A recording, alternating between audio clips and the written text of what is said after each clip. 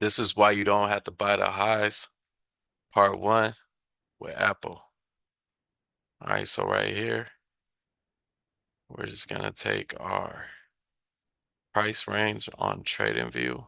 One, two, three, four. Fifth tool down on the left side of the screen. I'm here on the weekly chart, by the way. Just gonna grab the highs over here, and then I'm gonna drag them to the where it dragged down the low, 7%. So you know with Apple, 7% pullback, you can start putting money in. If it pulls back even more, like over here,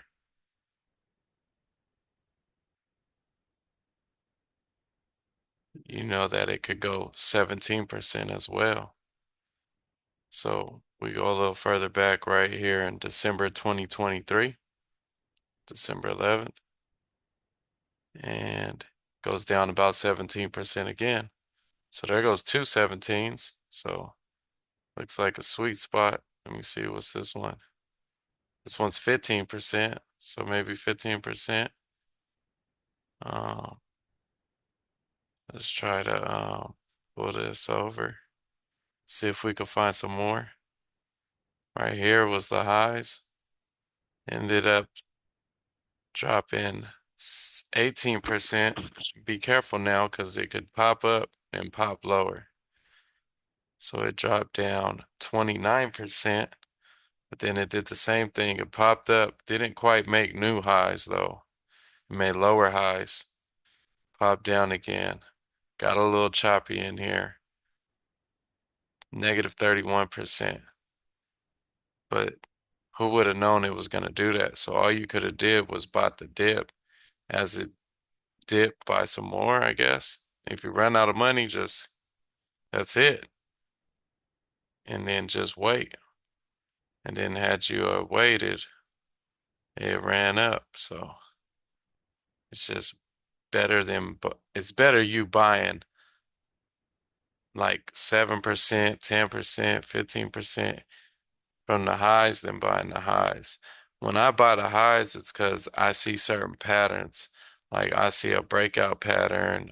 It's just I've been trading for a while. So, but when you're first trading or you don't understand the charts, you just want to look at the last few years of what you've been trading and just, I'm just on the weekly chart.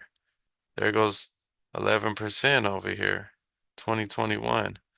So there's these little dips right here as it's going up. 18%, you probably think it's gonna go like really bad because you can't see the front.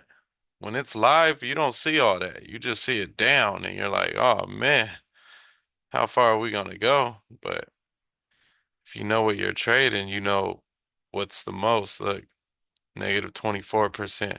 We already had a 31%, so you know that's like the max drawdown. The only one I wanted to see was the COVID. COVID was about negative 34%. So you had the 31 and 34%. I would say if you see it crash anything over 30%, you could load up on Apple.